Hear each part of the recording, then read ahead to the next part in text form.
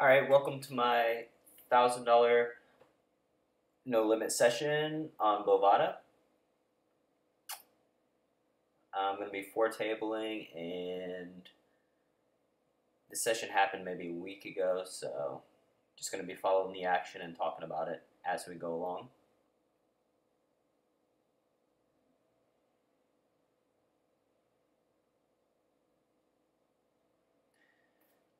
If you would like to offer any suggestions or feedback on how to make these training videos better, just leave me a comment on the YouTube. Okay, at the bottom left, the button isolated versus a limper. He's going to be doing this very light. This is a great spot to 3-bet bluff because generally he's doing it with a super wide range, and the limper almost never has anything. So we can isolate. We can repop the isolator pretty liberally, and it's not a problem unless they decide we're doing it too often and start 4-betting us and or calling our 3-bet and outplaying us post-flop, and that's clearly a problem. Defended the top left with the queen deuce. We got a pretty good flop. His half pot sizing doesn't really indicate much strength to me, so the plan is to call with the top of our range and hope that he bluffs off. I don't think on this river that he's gonna imagine he has much fold equity, so we have to bet and hope that he hit a nine or something. It's just one of those spots where he just doesn't have much and won't bluff it. So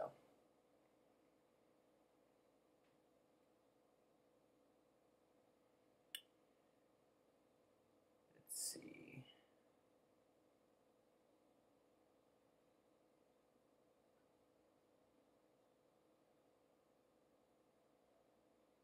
Ace-Jack suited on the bottom right. We're obviously going to open it minimum if it's folded to us. And if the cutoff opens, I've been flatting the button with the top of my range, hands that a lot of people 3-bet with, because going in the flop with the dominant hand in position is just going to be very profitable. And if we have a squeeze happy blind, we can also call the 3-bet and then outplay them post flop, like pretty much exactly like what I was saying on the king deuce hand.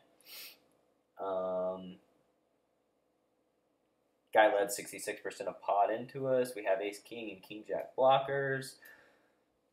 I don't really think he's doing that with a bluff, and it's pretty much do we want to battle versus a king or a flush draw, and it's going to require us to put in probably 4 bets max. We'll raise the flop, bet the turn, and bet the river. If the flush card peels off, then we don't really know where we're at. It's just an ambitious undertaking. I believe with ace jack we can just fold it. We can peel the 8-10 suited and outplay them post. I think he's going to be 3-betting us fairly light. For sure going to check back middle pair here. I don't really think he has very much on this type of board. He's pretty much giving up. We could bet to just grab our equity, not give any free cards. I don't really mind that. I don't think he's got a gutter ball because most gutter balls will be betting at some point. Rivering 2 pair when the flush hits and the straight hits is pretty deceptive in my opinion. So making a 2/3 size pot bet or even 70, 80, 90% pot would look very suspicious to me. The problem is he just doesn't have very much to pay us off with, so not much we can do. Opening the 10s at the top right, no action. Have no idea what just happened in the bottom right, how that pot happened. Apparently somebody just wanted to give their money away with 9-10 off.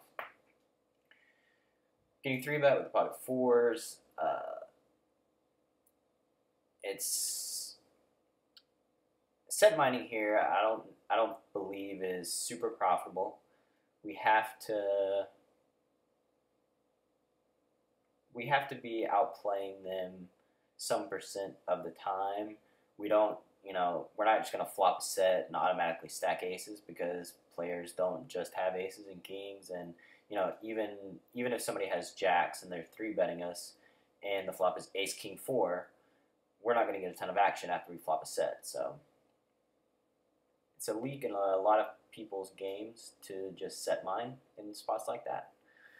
We really need to be more creative in how we proceed. I don't really like calling with king queen off versus an under the gun raise. If somebody decides to get frisky and squeezes behind, the players to our left do appear to be 3-betting frequently. We don't want to open up a can of worms where we're just calling a bet and then getting squeezed right out. King queen off plays pretty miserably, even against their 3-bet bluffs out of position. I like opening with the ace-5 of clubs under the gun. Not the greatest of flops for us. Probably just going to give up.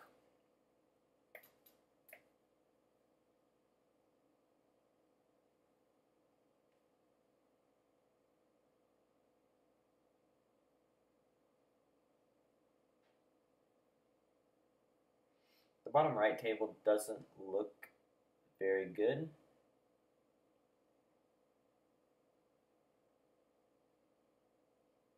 But we'll see if I keep messing around with these guys or just wave the white flag and find another table. I do remember playing this session about noon on a Wednesday or something, so probably not a ton of selection as far as 5-10 tables are concerned.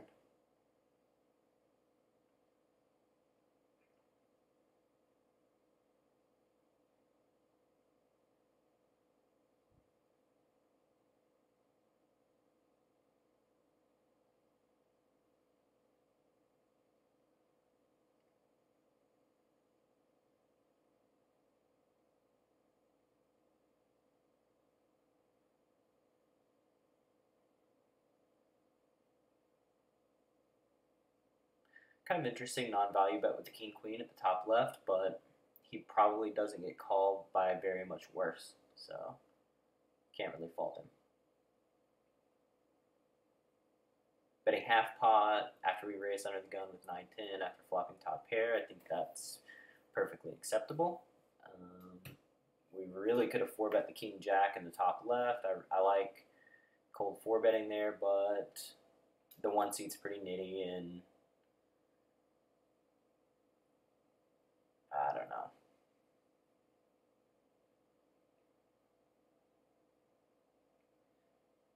At the top right, the 4 seat is playing almost 60% of their hands. They're pretty weak players, so we want to isolate the ace-jack versus hopefully the guy playing all his hands and not against the guy playing 10% of his hands. So it's not such a waste here, getting 4-bet, not getting to see a flop, because the 5 seat probably has us dominated and we're out of position. So we're going to be it's going to be hard for us to turn a profit versus the 5 seed. Adding in the 6 seed, throwing him into the equation does make it more profitable, but I would rather isolate, get the 5 seed to fold, and have a heads up versus the 6 seed. I think that's the most profitable thing that could happen.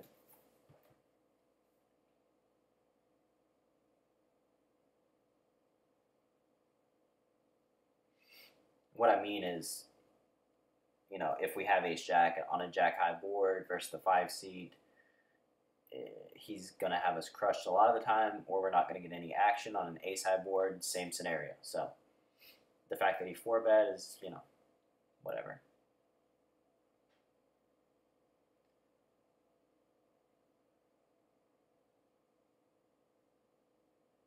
Ace 10, turning top pair.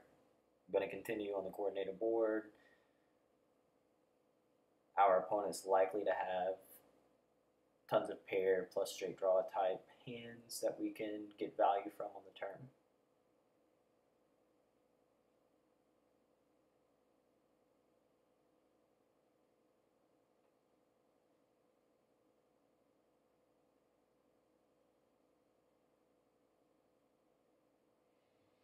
Jack 10 suited in the cutoffs, definitely an open. King Jack suited, we're still calling. King Jack suited. If the small blind would have opened against the King Jack suited, I would have just called him and taken a dominant hand to the flop in position with the intention of giving him hell post flop.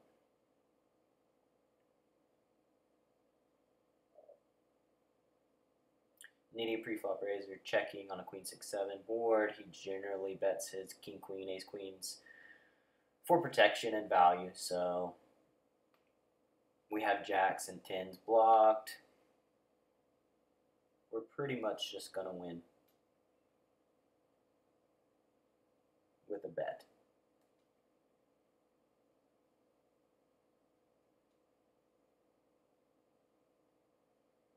Kind of nitty folding the queen jack suited or queen jack off four-handed versus the 2 seed at the bottom right, but he was only opening 5% of his hands, and queen jack off just doesn't play very well in that spot out of position. So we let it go.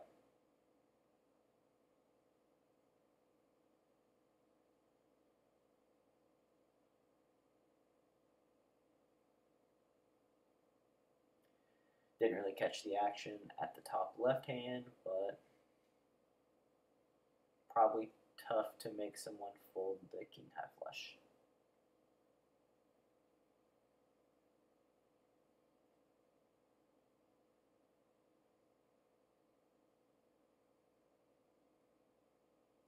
I like doing a lot of limping with bad aces and limp raising a ton, as you can see from some of the other videos that I've made at the mid stakes.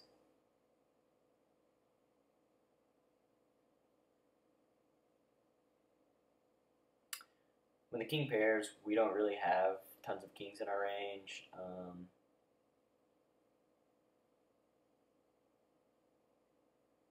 Neither does he.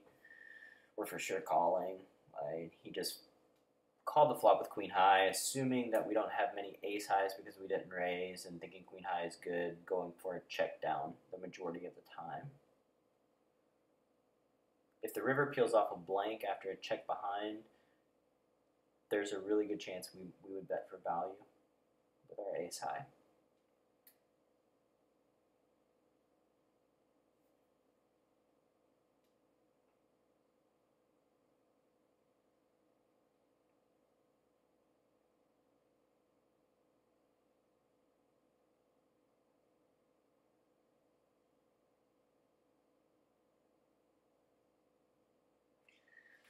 Six is another hand that we're just going to call the min raise with. You can make an argument for 3-betting. I'm kind of counting on the 5 seed to 3-bet because guys that min buy, they just almost always squeeze when they have a chance because they see $50 out there, they assume it's dead money, and they just want to come after it. So if the 5 seed squeezes, we're getting it in versus him. And as a side effect, we get to see what the 3 seed does as well. If the 3 seed goes nuts, we can comfortably fold and just invest $20. No big deal.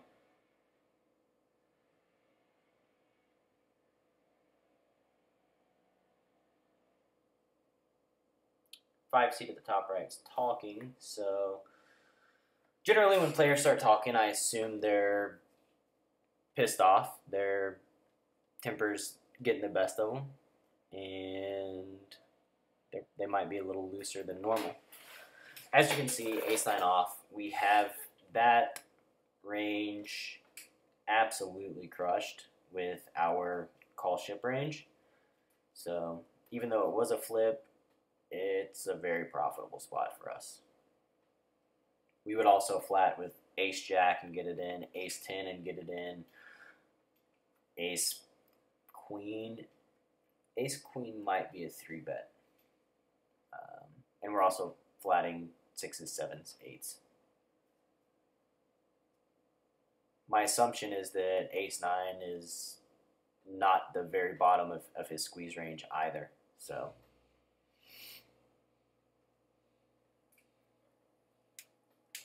again, calling on the button with king-queen. If it does get 3-bet, we can peel in this spot. The blinds are both pretty 3-bet happy.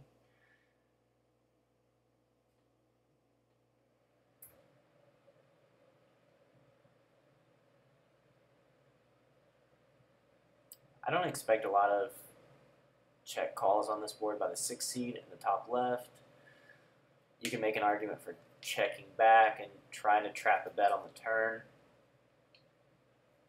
I think that's a spot where lots of people just check and give up.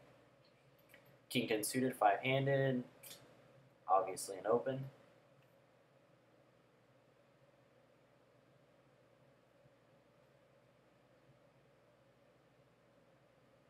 Checking this board, I would think that our opponent wouldn't expect us to have many kings in our range with a check for a check call range.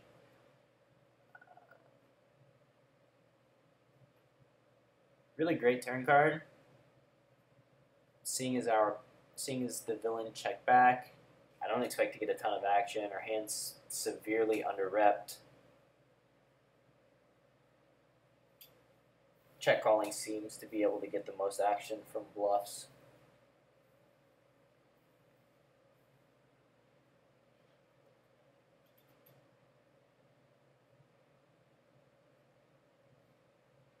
Kind of an annoying overbet because our range is capped.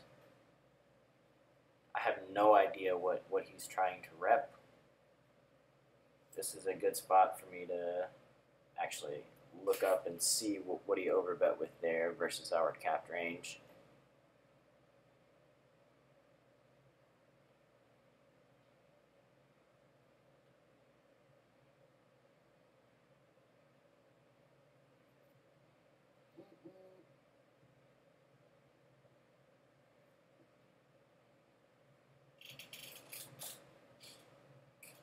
I took a picture of it, and I'll put the information in the session notes in the comment section. I suppose that's the most efficient way to do it. With our small bet with the ace-6, I assume that we're going to get a lot of action by the 5 seed at the bottom right. We are for sure just calling it off. We bet small to induce action. And we got action, and that's a legitimate hand to be giving us action with. So just got a little unlucky.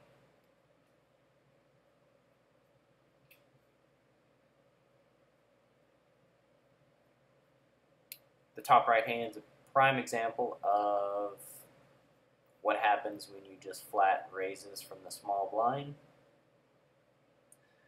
You get it squeezed and you can't continue. And the big blind appears to be 3-betting 10% of his hands. I would assume he's competent and likely to be 3-betting pretty wide here, but there's just not much we can do.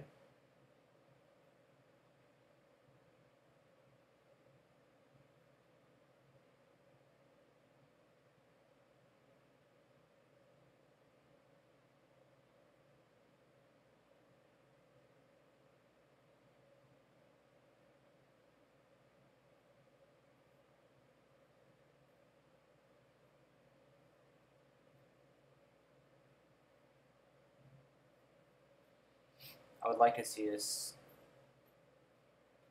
3-bet with the ace-10 here. Now that the 5 seats doubled up, it's kind of interesting because I think he's less likely to squeeze. He's less likely to go nuts because of his stack size. Once they double up, they tend to protect their stack a little more in the future.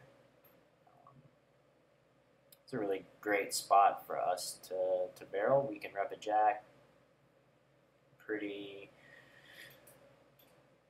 well. We have ace jack and jack 10 blocked.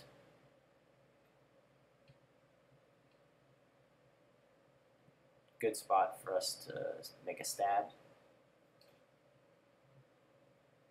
If we get called, we are likely to bet the river as well.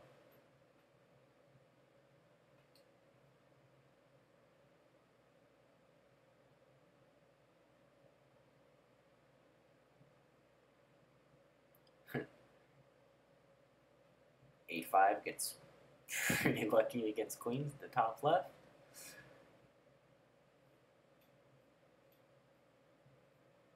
This is probably a spot where I ran to the bathroom really quick because I can't see myself stressing about these decisions.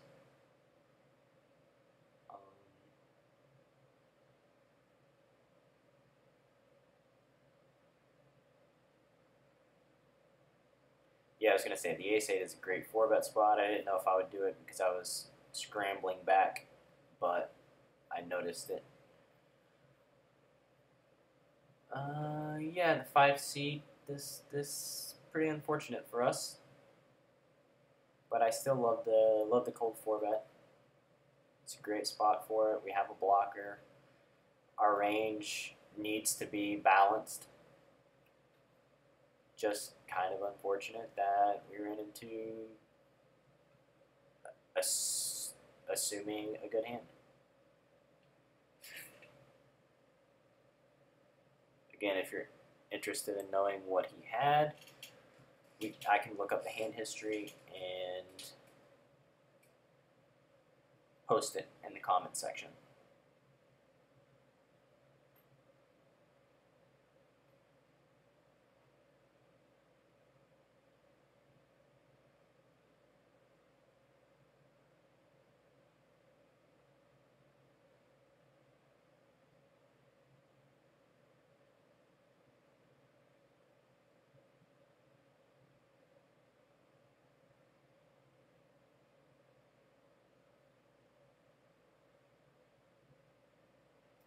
Queen 10 suited, going to 3-bet versus the 1 seat at the bottom right. He's just an aggressive player, and you got to mix it up with him. I like Queen 10 suited. The one seat appears to be a warrior though, so I don't expect to get tons of folds. I expect to have to go deeper into the decision tree to bluff him out. So you have to tread lightly versus those guys because they can be pretty dangerous.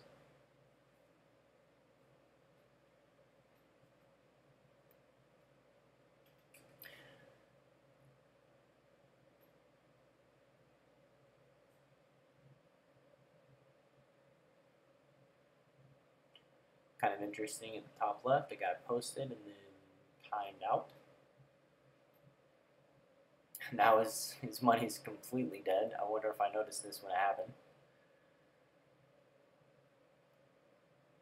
Yeah, we should for sure. No! Oh, that was a prime 3-betting spot. The 1-bet had timed out. They were instantly folding no matter what. That's pretty annoying.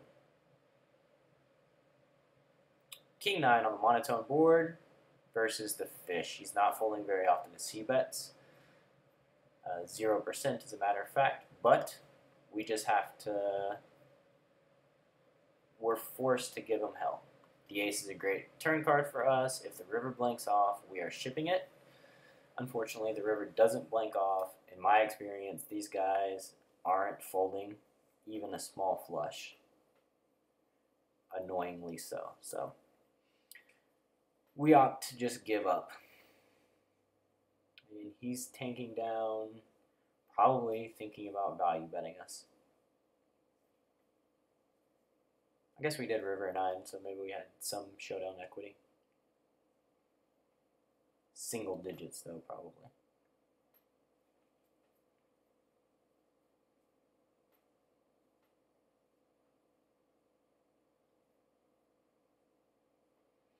Ace-Jack suited, love the flat on the button. If the 1 seat squeezes, we are going to take a flop in position. We're going to play. We're going to hopefully do some fun stuff.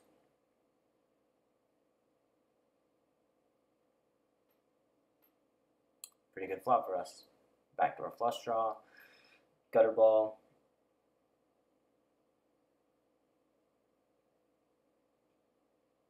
Easy peel. Now we turn open-ended. It's interesting because it's hard. It's an interesting spot all around because I don't think he's planning on getting Queen Jack to fold or King Queen. So he's probably going to get action on this turn. The fact that he knows he's getting action and still decides to bet is concerning.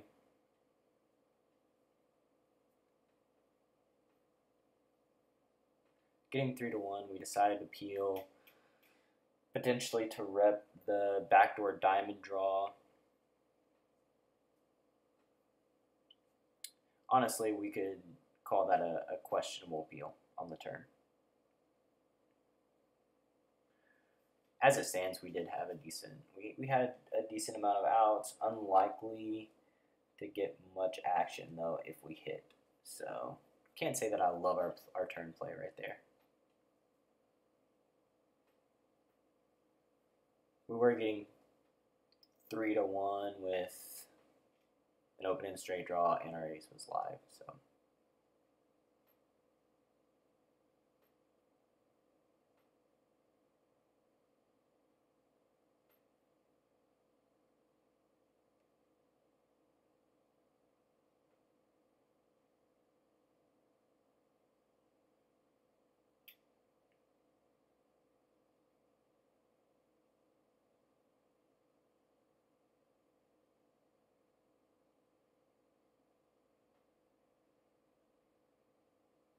Ace and off, I consider fine defense versus a button min raise. We could raise his flop bet. I think he's doing that with a super wide range. If he calls our flop bet, we're going to just have to bite the bullet and keep trying to rep a 5. So we're repping pretty thin, and he can call it. He can float our raise and raise us on the turn, and it's just it can be a super annoying spot. So we opted to fold.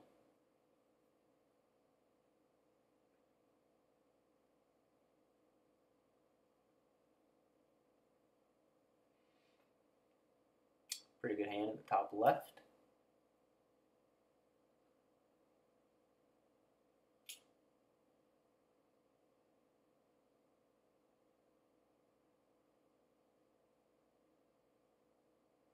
We opt to just flat from the small blind.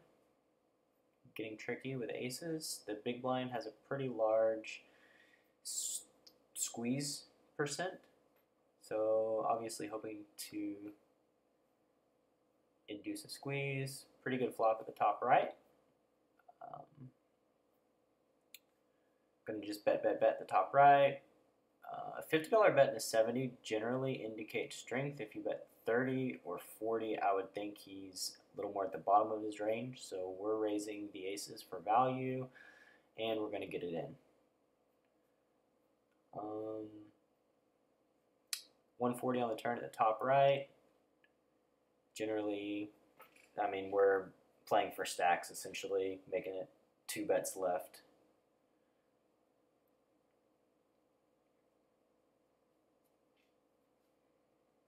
Same thing at the top left.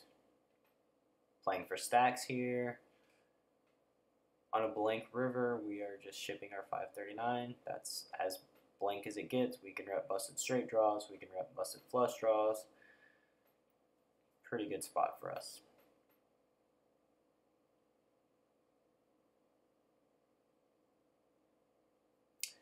The bottom right hand I wasn't paying a lot of attention to because of the aces. So I'm not exactly sure how that action went down.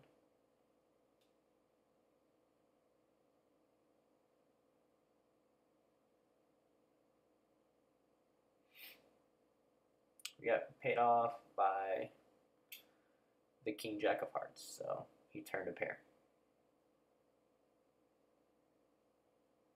I'm pretty sure at the bottom right we raised pre, check back the flop, turned to king, called a bet, and now we're facing another bet. This is just a gross spot. Our range is capped at essentially one pair.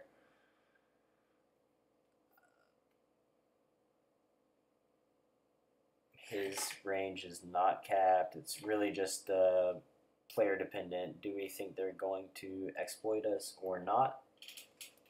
The 3-seed seems to be a pretty competent player, although I don't know how often he thinks he can get folds out of kings, like a pair of kings.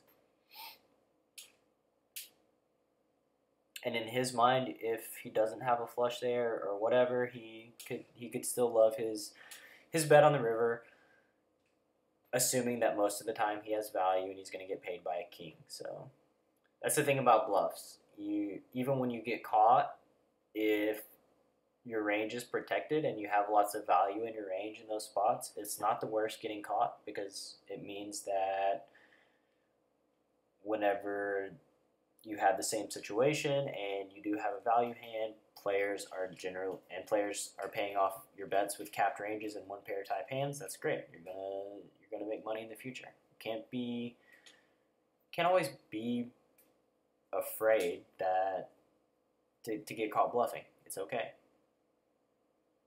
A guy I played cash game with said at the table one session that if you never get caught bluffing, you're probably not doing it enough, and there's a ton of truth to that.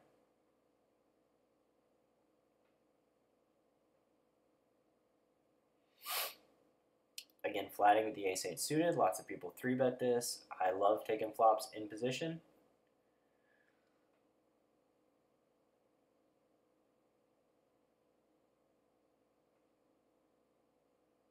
Same situation as before. Our range is capped at ace-x. Flush draw is very disguised. What can we do here to extract value? I would like to bet small and hope to get raised. That's a great bet.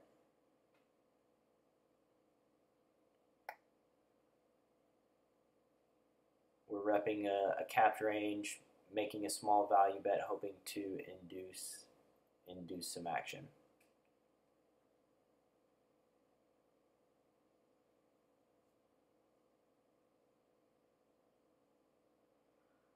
Flatting the button with sevens, getting squeezed from the 3-seed. I think he's squeezing pretty liberally. I'm not sure what I do. I just fold like a little girl.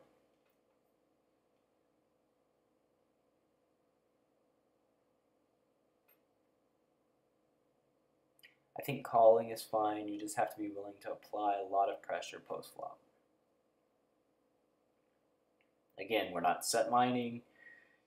We have to be creative in how to turn a profit with our pocket pairs in position without flopping sets, which a lot of times means turning them into bluffs and things of that nature. The king 10, if he bets, I would like a check raise here, but it appears as if we're just going to let the 1-seed roll right over us.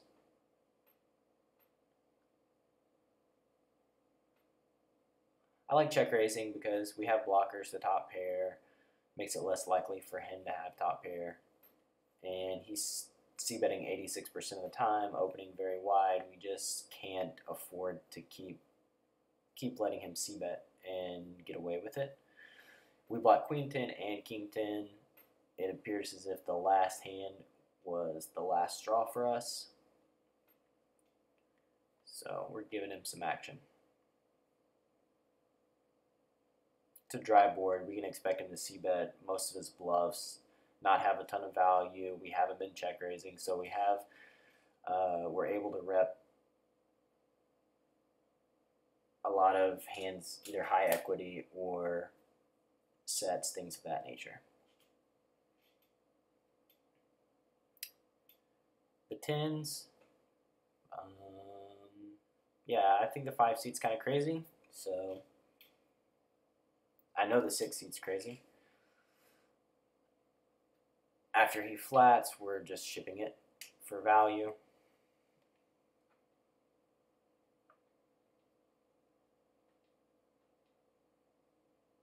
Really hard for him to think that we're bluffing a dry side pot, but he appears to be kind of a weak player, so who knows.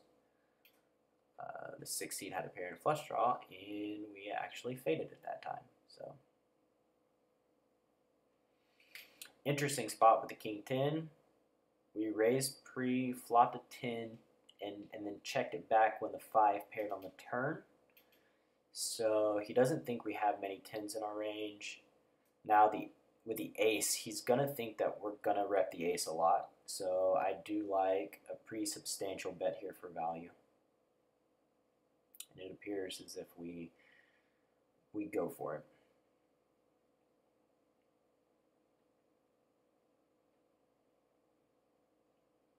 He's gonna think that our range is kind of an ace or nothing. So we get paid off pretty light here, in my opinion.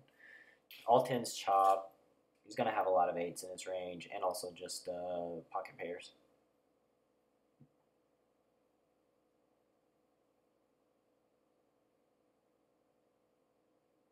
And as you can see by my HUD, just the variance of poker over 60 hands.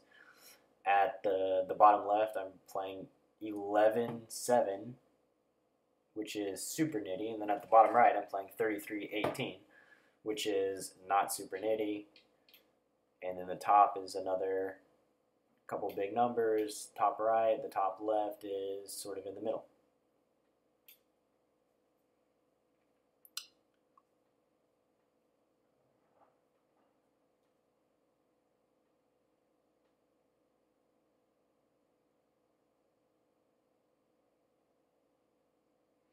Three X overbet on the 3 heart board at the top left. That's interesting. He's repping the hearts. It's just tough for him to have it.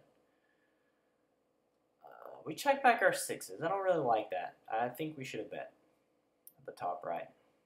We could have also check raised with the ace-jack suited as well.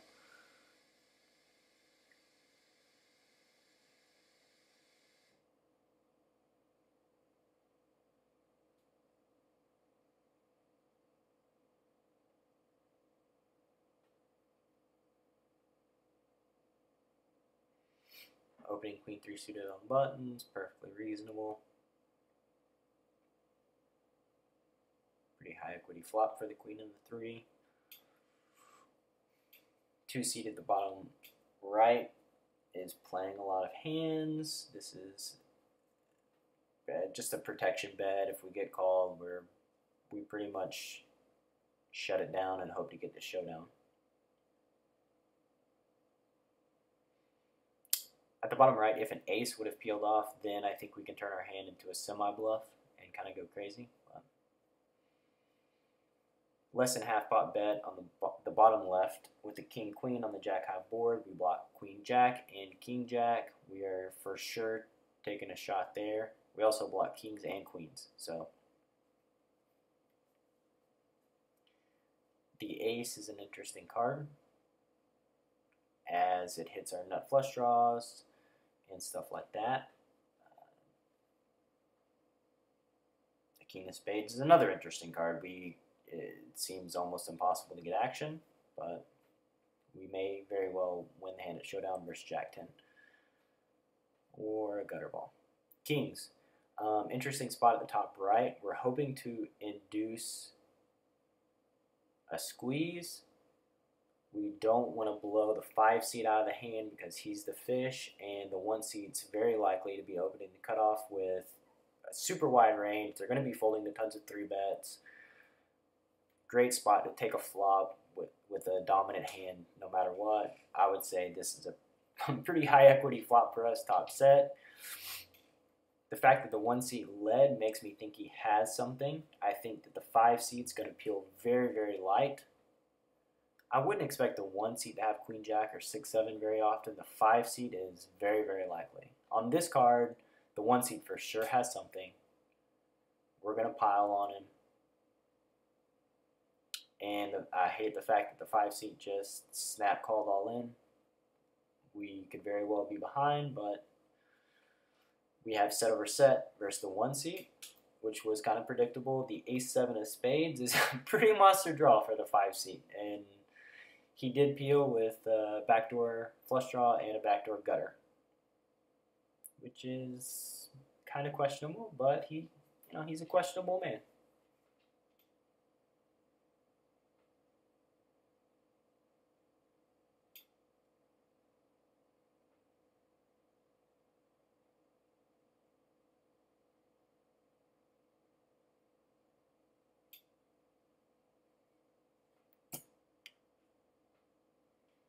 Have about 2 minutes and 30 seconds left in this video.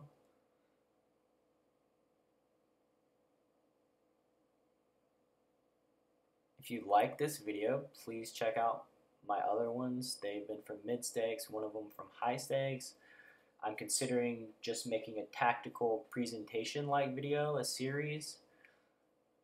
If you have any suggestions for what you think I should make, just leave me a comment and get back to me.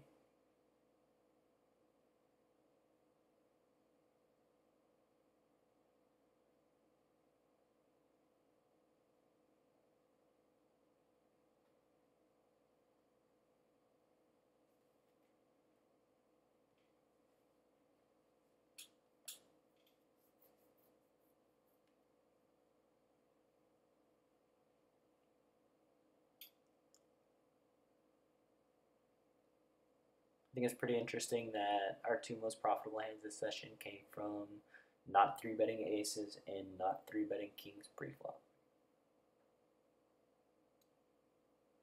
You really have to take the situations that you're in into consideration before you just start randomly ramming and jamming all your big hands. The goal is to make money, not just follow a chart of I should be 3-betting this X hand 100% of the time. Especially at anonymous tables where there's no history, you can afford to be a little less balanced because nobody can look up your previous hand history, your information. Once you leave the table, you disappear into the night and nobody has any idea who you were.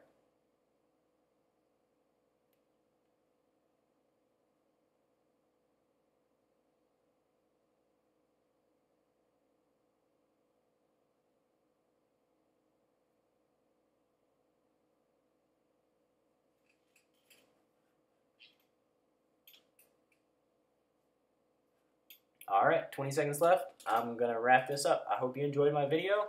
Subscribe to my YouTube and watch my other videos and give me suggestions on what you would like next. Thank you very much. Take care.